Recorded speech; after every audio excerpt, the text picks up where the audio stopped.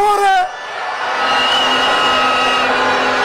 In a shocking and unexpected move to support Captain Ibrahim Traoré, on Wednesday the continent and its diaspora roared in unison, their voices echoing from the dusty streets of Ouagadougou to the urban sprawls of Accra, Monrovia, and far beyond the shores of the motherland. Thousands, no, millions, of Africans, united under the banner of sovereignty and defiance, took to the streets in what can only be described as the most seismic display of solidarity in recent history. Their chant, "Long live Captain Ibrahim Traoré." Their demand, "Hands off Burkina Faso, hands off Africa." This was not just a protest. This was a declaration of war against imperialism, neo-colonialism, and the predatory forces that have bled Africa dry for centuries. From Burkina Faso's Place de la Revolution to the vibrant gatherings in Ghana, Liberia, and the diaspora hubs of London, Paris, and New York, Africans stood shoulder to shoulder, their fists raised, their hearts ablaze with a singular message. If you want to kill Captain Ibrahim Traoré, you will have to kill us first. The catalyst for this unprecedented uprising was twofold: a foiled coup attempt against Burkina Faso's revolutionary leader, Captain Ibrahim Traoré, and a brazen attack on his character by a high-ranking American official.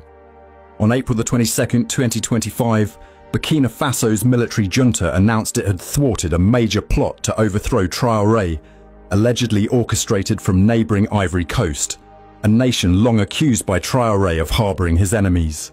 The plot, according to Security Minister Mahamadou Sana, involved ex-army officers and terrorist leaders who planned to storm the presidential palace on April 16th, aiming to sow total chaos and place Burkina Faso under the supervision of an international organisation. But it was the words of General Michael Langley, head of US Africa Command, AFRICOM, that poured fuel on the fire.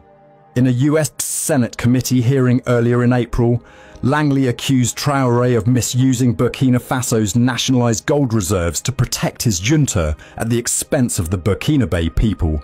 This was no mere critique. It was a calculated slander, a dog whistle to Western powers itching to destabilise a leader who dares to challenge their hegemony. Langley's words were not just an attack on Traoré, they were an assault on Africa's right to self-determination. The response was swift and ferocious. On April 30th, Ouagadougou's Place de la Revolution became a sea of defiance. Protesters waved Burkina Faso's green, red and yellow flag alongside Russia's, a nod to the junta's pivot away from France and toward new alliances. Banners bore General Langley's image, defaced with the word slave scrawled in red, a stinging rebuke of his perceived servitude to imperialist agendas. Oshibi Yohan, a Burkinabe musician who joined the protests, captured the sentiment perfectly.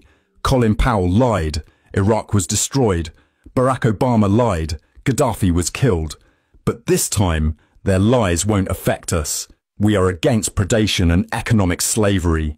This was not just Burkina Faso's fight. Across Africa, from Ghana's Black Star Square to Liberia's Monrovia, thousands rallied under the cry, "Hands off the AES!" A reference to the alliance of Sahel states, the revolutionary confederation of Burkina Faso, Mali and Niger that has become a beacon of anti-neo-colonial resistance. In the diaspora, Africans in Europe and North America organised parallel protests, their voices amplifying the call for sovereignty. Social media platforms like X buzz with fervour, with posts declaring Traoré the face of hope and warning the West against repeating the tragedies of Libya and Gaddafi. No African leader in recent memory has inspired such fervent continent-wide devotion. To understand why, one must look at Traoré's actions, his vision, and the stark contrast he